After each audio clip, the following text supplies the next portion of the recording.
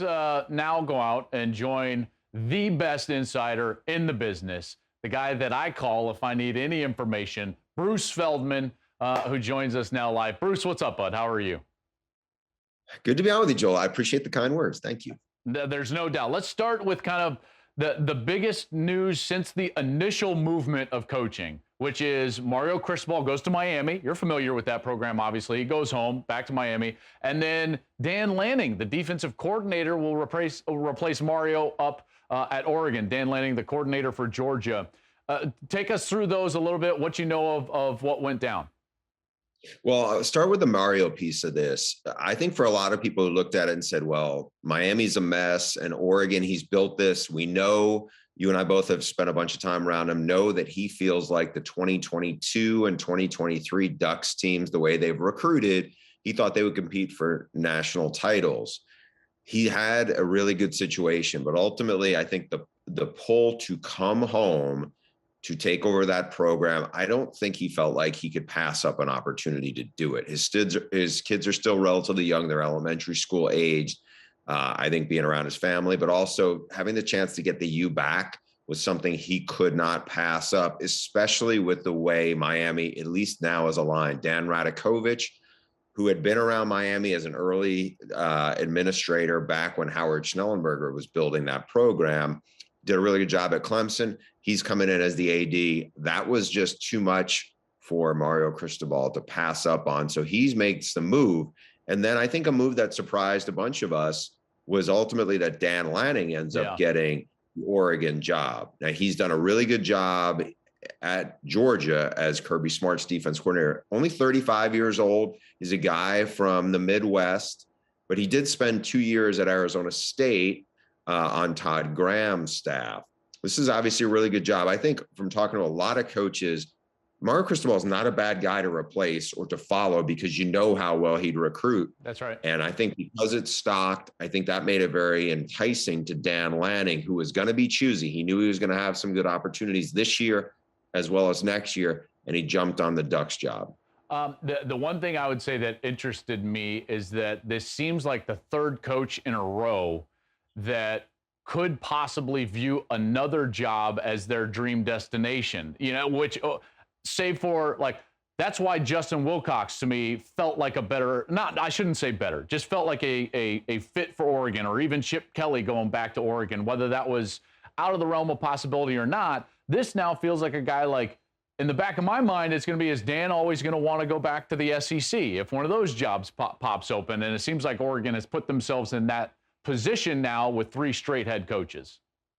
Right. I'm glad you kind of put that out there because that's something that came to my mind as well. Why I was a little skeptical. The last 2 hires they've made, Willie Taggart, Florida State was a big deal. He grew up an FSU fan. He jumped at it, a year after he got the job. Mario with Miami, that was going to be the sell. I think when you take guys who are not from those areas and don't have maybe as much of a connection to the place, then you do run that risk. And so we'll see how this plays out. Because like you said, the part of Justin Wilcox, Chip Kelly obviously was very close to some people high up at Oregon. His wife is from there and worked there. So I think there was probably a lot of stuff that in that regard made some sense. We'll see if it works out for the Ducks here now, though. Some assistant coaching move, because I think that's what's always so interesting. Jeff Lebby goes to Oklahoma. Jim Knowles from Oklahoma State, defensive coordinator, now hired at Ohio State.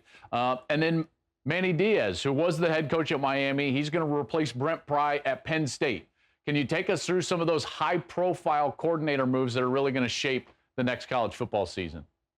Yeah, let's start with Jim Knowles because he was very much in demand. Obviously did a terrific job at Oklahoma State. There was interest in him from Penn State as well, and there was a couple other big Power 5 jobs that wanted him before Ryan Day got him. Now, in terms of Penn State, they ended up with Manny Diaz, who might be a better fit because he's a 4-down front guy, and a lot of the stuff that you had with both Brent Pry as well as before him, Bob Shoop. I think that is probably very attractive to James Franklin in terms of getting the TFLs, a lot of negative plays, a lot of big plays. But look what Jim Knowles had done in Stillwater was pretty remarkable. And I think, look, I did an Ohio State game. You did a bunch of Ohio State games.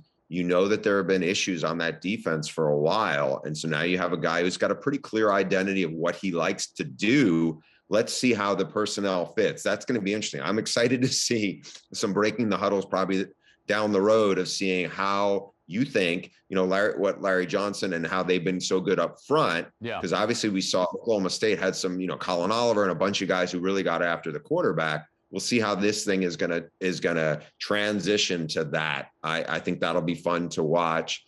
The first one, I'm trying to blank. I know we talked Jeff Lebby at Oklahoma. Jeff Lebby, yeah. So Jeff Lebby, this is a homecoming. He started out as a student assistant. He was actually going to play at OU, and then I think had an injury that ended his career. We saw what he did. He was the play caller for Lane Kiffin at Ole Miss, and obviously they had a really explosive offense. I think what's going to be really fascinating for me, one of the big assistant moves that didn't happen that we thought might happen was Bill Bedenbaugh, who's arguably the best O-line coach in college football, and he's the run game coordinator. Really, when we talk about why Lincoln Riley's air raid at OU was nothing like Mike Leach's air raid and was very different because they did so much of that counter game. A lot of people thought, because it was early word, that Bill Bedenbaugh was seriously thinking about following Lincoln Riley out here to Southern California. That didn't happen, as we reported over the last week. He was going to stay. His wife is from Oklahoma. That was important for him. He liked the situation there. So how does that piece work with Jeff Lebby's offense? I think that's going to be fun to see how, just similar to like what we're going to see, I think, at Ohio State on the other side of the ball. I think it's going to be fun to see what that version of what they did at Baylor, what they did at UCF, and obviously what he did with Lane in Oxford. Now let's see how it works with the run game of what you get with Bedenbaugh. Well, listen, there have been no shortage of stories this season of coaching carousel, and I'm sure that there'll be a few more out there. But Bruce, you're always on top of it. You're always so informed. I appreciate you joining me, man. Thank you so much. Always a pleasure, Joel. Look forward to talking to you soon.